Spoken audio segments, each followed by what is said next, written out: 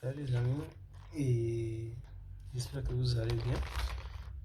Dans cette vidéo, j'ai pensé à quelque chose d'important que nous croisons tous quand nous arrangeons un peu, quand nous déployons les appareils électroniques, que ce soit dans des PFC actifs, que ce soit dans des alimentations, même dans des amplificateurs RIA et surtout dans les postes à souder.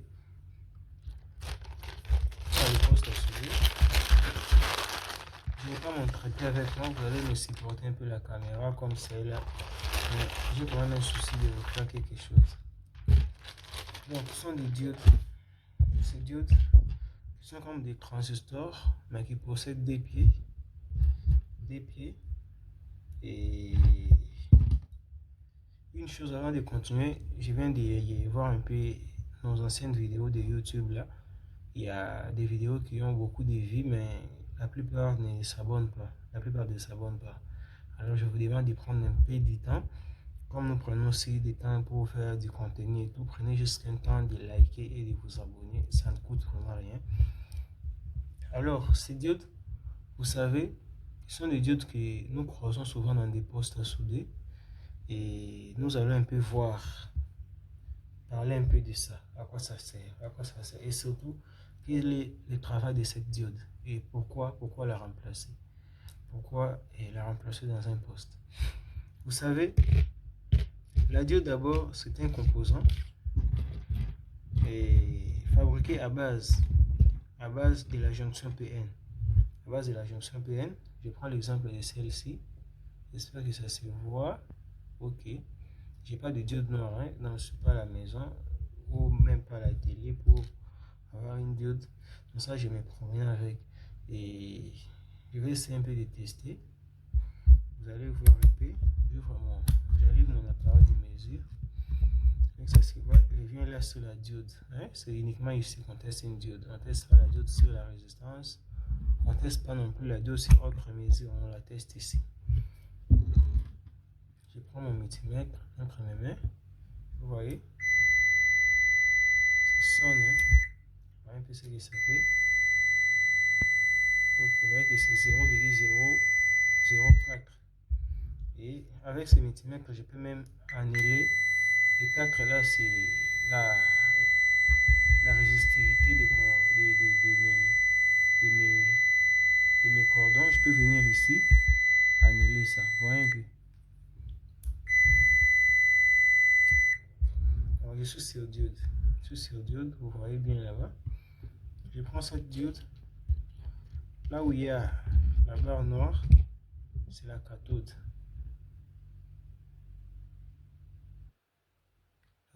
Donc c'est ça. La cathode, c'est le négatif. Je mets mon négatif sur cathode. Ça bouge là. Et mon positif ici, vous voyez, je donne 600. Donc 0,6.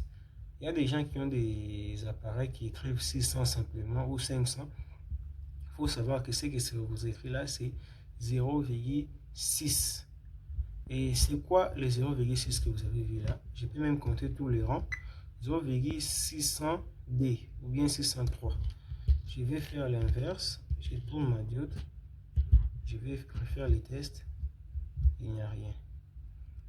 Eh bien, pour votre information, premièrement, ça, c'est pas une diode Zener. Ça, c'est pas une diode Zener. Voyez un peu. C'est pas une diode Zener. C'est une diode. C'est pas une diode Zener, c'est une diode simple, mais qui a une particularité par rapport aux deux autres diodes noires. C'est que sa fréquence de fonctionnement est un peu trop élevée, donc elle peut fonctionner dans des milieux où la fréquence est tellement élevée. C'est un peu ça, voyez un peu. Donc, dans des milieux où la fréquence est tellement élevée, celle-ci pourra mieux fonctionner. Hein? Vous voyez un peu, elle pourra vraiment mieux fonctionner. Et c'est une diode que nous voyons auprès des amplis hors dans des circuits où, comme on l'a dit, la fréquence est trop élevée. Et nous avons parlé des 0,6.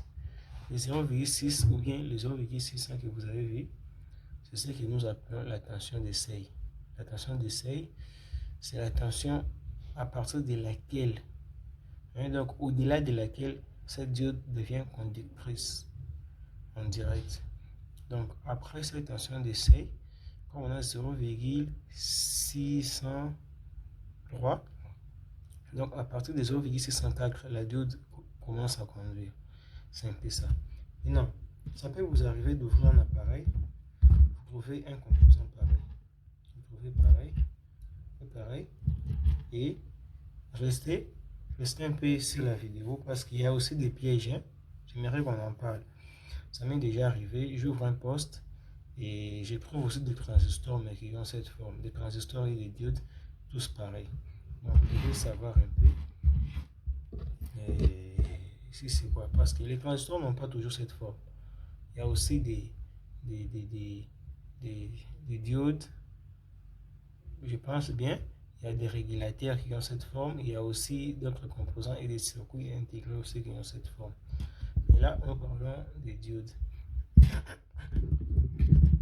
Ça, c'est une diode qu'on appelle diode Schottky.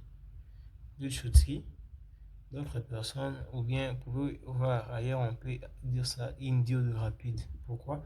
Parce que la particularité de la diode Schottky est qu'elle est tellement rapide. Vous voyez, parce qu'avec la diode à jonction PN, on avait des diodes au silicium et des diodes au germanium. Et le diode au germanium avait une tension de seuil inférieure. Donc, comme vous avez vu des diodes là à tension de 0,6, il y a ceux qui ont 0,7, la diode au germanium, elle était à 0,3 à 0,4. Donc, c'était une diode. Le germanium, la diode n'était pas fidèle dans la conduction. Donc, elle conduisait mal à certains niveaux de température. Elle n'était plus, elle ne se contrôlait plus. C'est un peu ça. Mais avec ces diodes-ci, ces diodes peuvent fonctionner en grande tension, grand courant et haute vitesse. C'est ce qu'on appelle des diodes Schottky. Schottky diode. Et ça, on voit, c'est écrit. Il y a un code au-dessus là-bas. J'approche un peu, nous allons lire. SFR 15F60TD. Donc à retenir, il y a un 15 et un 60. Et dans la nomenclature, vous voyez que les 15, c'est l'intensité qui peut supporter cette diode. Et les 60, c'est la tension max des services qui est 600 volts. Et ces diodes, vous voyez, c'est sous un boîtier. Et un boîtier qui lui permet d'être attaché sur un radiateur afin d'évacuer la chaleur. Donc c'est quelque chose vraiment de puissant. Ce sont des diodes très capitales, très importants. Vous allez les trouver dans des postes à souder des types forward à des interrupteurs. Et qu'est-ce qu'ils aident? À chaque fois qu'il y a conduction des deux transistors, la bobine reçoit le courant et aux fermetures, à l'ouverture des transistors, la bobine doit se décharger dans la source d'alimentation. C'est via ces diodes. Si vous enlevez ça, la tension peut sortir, mais quand vous essayez simplement d'amorcer les baguettes de soudage, il y aura court-circuit dans le circuit. Donc, ce sont des diodes tellement importantes. Nous allons aussi les tester, voir ce que ça donne.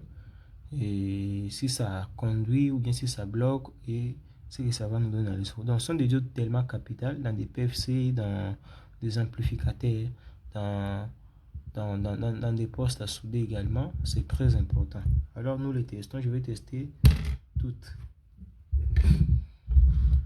Toujours mon appareil. Je recommence. Je rallume. Vous voyez un peu. Et je viens. Je ne vais plus remettre à zéro là-bas. Ça me prend du temps. Ça va nous bouffer du temps.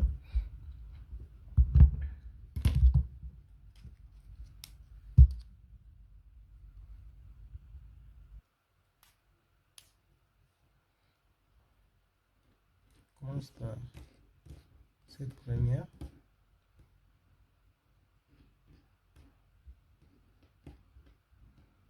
Je mets les positifs ici, les négatifs ici. Voyez ce que ça me donne.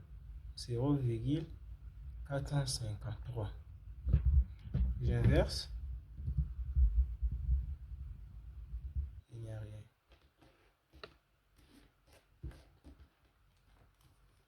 Je viens en direct. 0,453. 52, c'est à peu près la même chose. Inverse, il n'y a rien. Et viens également là.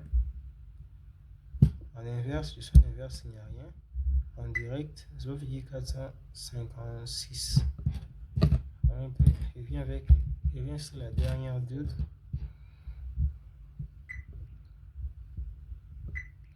En direct, 0,439. On est toujours aux environs de 400. Et en inverse, 0. Donc, cette diode doit toujours conduire comme ça. En inverse, ça ne conduit pas. Donc, nil, pas 0, nil. Et en direct, 0, quelque chose. Ça peut être de 300 à 400, ou bien de 200 quelque chose. Parce que si lui chauffe, la tension de sel va baisser. Donc, c'est une diode qui n'est pas au silice, ou qui n'est pas au germanium. C'est une diode Schottky. Une diode Schottky, et il y a, je vais voir un peu, même dans une autre vidéo, je vais vous envoyer ça. On dit qu'elle a une jonction, mais